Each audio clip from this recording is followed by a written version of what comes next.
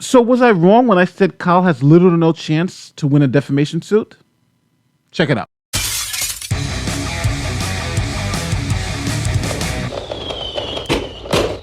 My name is Nate the Lawyer. If you are new here, we talk about the law and the facts. If you're about that life, don't forget to like this video, share this video, and subscribe to the channel. So as many of you know, I recently did this video explaining how Kyle Rittenhouse has slim to no chance of winning a defamation case against the media, based on the fact that he's a public figure, the trial was a matter of public concern, and previous court cases involving media personalities or opinion shows like Tucker Carlson and Rachel Maddow. I also pointed to how the court in both the Tucker Carlson case and the Rachel Maddow case said that no reasonable person would believe that these views expressed on opinion shows are actually facts. And that's why Tucker Carlson was found to not have defamed the Playboy Playmate, and why Rachel Maddow was found not to have defamed One American News. So when I went to the comments section, and like most of you know, I try to read all the comments, I started seeing a lot of people keep saying that, hey, this is just like Nicholas Sandmann. Nicholas Sandmann, he's going to win because Nicholas Sandmann won. And reading through those comments, there was a lot of misinformation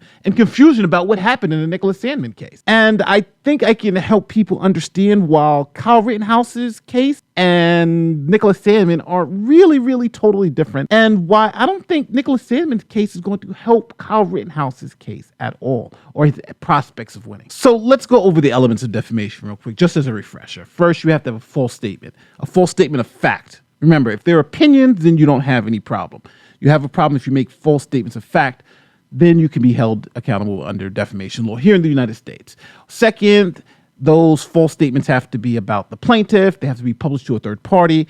They also have to harm the plaintiff's reputation and have damaged the plaintiff in some way for them to recover. Now, after you have those 5 elements, then you also need to prove either actual malice or negligence. Actual malice is if plaintiff is a public figure, they have to prove that you knew the statements were false and said them anyway. If the plaintiff is not a public figure or a public official, then you just have to do negligence, which is simply, the person should have known the statements were false. So first, here's a recap of the Nicholas Sandmann case and why he sued the news media based on their statements. In this 38-page lawsuit filed in federal court, attorneys for Nicholas Sandmann blast the Washington Post.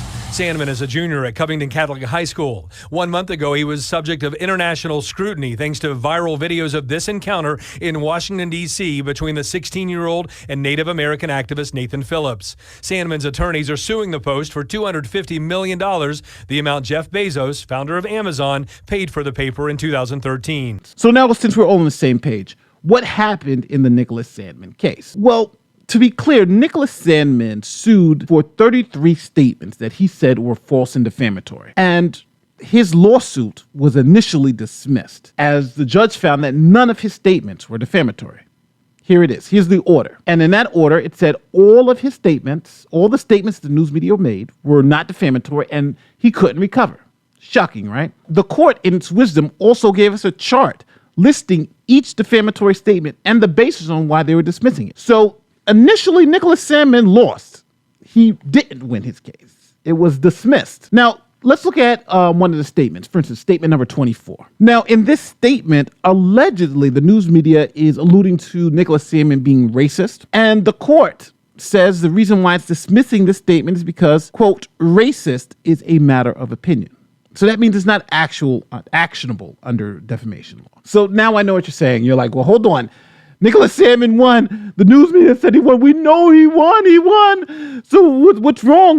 What's Nate showing us? Again, my evidence and proof are in the description. So just click on those links if you want to read up for yourself. So what happened then after that? Well, after his case was dismissed, Nicholas Sandmann's attorneys filed a motion for reconsideration saying that, hey, these statements are defamatory, or at least let it go to a jury. So the court again, as you see here on the screen, reevaluated it and then said, well, hold on. 3 of those statements are possibly defamatory. So what the court said is that these 3 statements 10, 11, and 33, are possibly defamatory. So what we'll do is, it's known as limited discovery on those 3 statements, and then the court will then reevaluate whether we should dismiss this case again after we evaluate these 3 statements. So what were those three statements? Well, let's go to statement number 10 first. Here's statement number 10. It was getting ugly, and I was thinking I've got to find myself an exit out of this situation and finish my song at the Lincoln Memorial. Phillips recalled. I started going that way, and that guy in the hat stood in my way, and we were at an impasse. He just blocked my way and wouldn't allow me to retreat. Court said that one could possibly be defamation, but we'll do limited discovery to see. Number 11, few of the young people chanted, "Build that wall," the man said, adding that a teen shown smirking at him in the video was blocking him from moving. So again, the fact that they're reporting that this teen was blocking this guy from moving, the court said, let's do limited discovery on that statement to see if it's defamatory or not. Here's statement 33, which says, Phillips, who fought in the Vietnam War, says in an interview,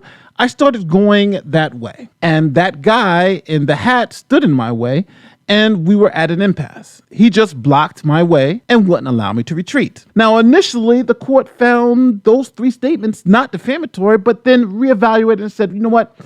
This blocking is a factual statement, and if the kid was just standing there not blocking, it could be defamatory. Let's do limited discovery on those three statements. So then, because they survived the motion to dismiss, it was going to this limited discovery for just those three statements, the news media settled. The Washington Post, CNN, they all settled. Now, people think that they settled for some monstrous amount, millions of dollars, so forth. But the settlement terms were undisclosed. And looking at those three statements, I don't know if, they were defamatory enough when you're talking about getting millions of dollars, right? He was blocking my way. I was walking to the and he was blocking my way. Those aren't $1 million statements that you're going to get paid for, right? Now, could Sandmann have gotten $100 million? Possibly. Could he have gotten $2 million? Possibly. Could he have just gotten legal fees? It's possible. No one knows. So anyone who's telling you that Sandmann got millions of dollars don't really know what they're talking about. And based on the three statements that you now know that survived the motion to dismiss, 3 out of 33, all just for them saying that he was blocking someone's path. Really? Again, I don't know who's telling you these things, but I'm trying to just give you the facts of what happened in the Sandman case. So the news media settled. Right? The Washington Post in this one, they settled because the judge said, okay, those three are good. So go for it. So I think when you're looking at the Nicholas Sandmann case, it's really pointless and it's not comparable to Rittenhouse at all. Sandmann wasn't on trial for murder, right? It wasn't a murder trial. Sandmann was just some teen who the news media, unfortunately, I believe, defamed. But I don't think you can call this a multi-million-dollar win when you don't know how much he's won. And these statements of just blocking was just, seem to be honestly nonsense. I don't think he would have won. I think that since they went to discovery, the news media may have been a little bit more scared of the discovery process and may paid out for that. But, I don't think these statements would have won him millions of dollars, even if they went to trial, right? They're ridiculous statements. But he did settle. Now, if we're talking about Kyle Rittenhouse's case, he was on trial for murder. He was acquitted, and they are still calling him a murderer. Now, this brings me back to what is an opinion? Well, I can have the opinion that Kyle Rittenhouse is a murderer, right? That's my opinion, and I can tell you, he's a murderer. Now, I think that's a poor opinion. I think your opinion is wrong. There are millions of people with that opinion, but you can't recover for that opinion. You can't recover if you think OJ is a murderer, right? He was acquitted. What about George Zimmerman? There are millions of people who think George Zimmerman is a murderer. You can't recover because of their opinion. So them calling Kyle Rittenhouse a murderer is their opinion. Now, it would be different if they said Kyle Rittenhouse was a convicted murderer. Difference, right? He's a convicted murderer. That's a factual statement that we can prove is not true. But saying that I believe he's a murderer is not something you can recover on.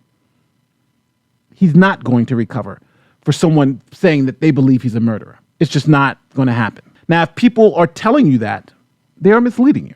Now, I think it would be probably better, instead of comparing the Kyle Rittenhouse case to the Nicholas Sandmann case, where they threw out the claims of the news media saying he's racist as opinion and not defamatory, and he can't recover for that, right?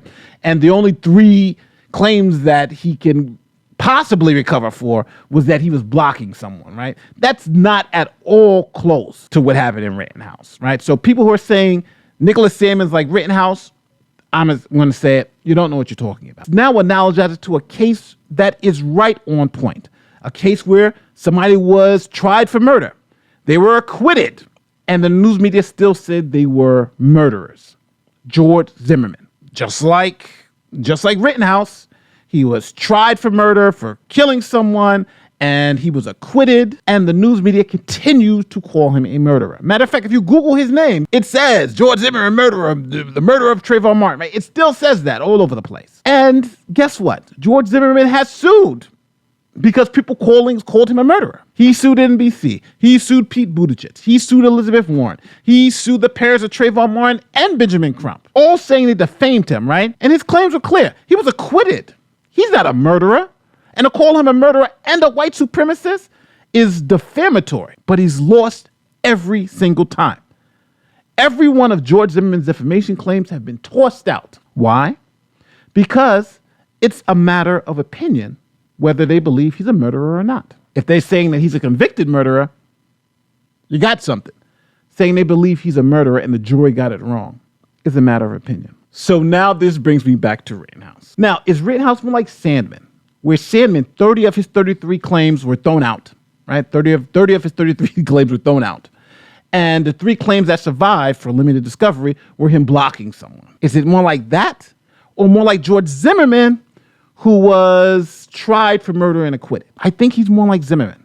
And Zimmerman lost every time. As a matter of fact, even for Sandman, the claims of racism were also tossed out because they were matters of opinion. So I understand you could disagree with my opinion on whether Kyle Rittenhouse has a chance or not. You know, some people think he may have a better chance than most, whatever. But comparing it to the Nicholas Sandmann case and thinking that that in some way helps Rittenhouse's chances, I just vehemently disagree with that. And who's ever telling you that, I think they're wrong. And I think the better case to analogize this to, O.J. Simpson, George Zimmerman, or any of the multitude of people who've been acquitted of murder, but people still believe they're murderers today. So unfortunately, I feel bad for Kyle Rittenhouse. I think people shouldn't be calling him a murderer, but the fact that they do is a legally protected right here in the United States to give that opinion that they believe the jury got it wrong. And that's why I don't believe Kyle Rittenhouse can recover for a defamation lawsuit. Those are the facts. Believe what you will. If you like this content, my name is Nate the Lawyer, and I'm out of here.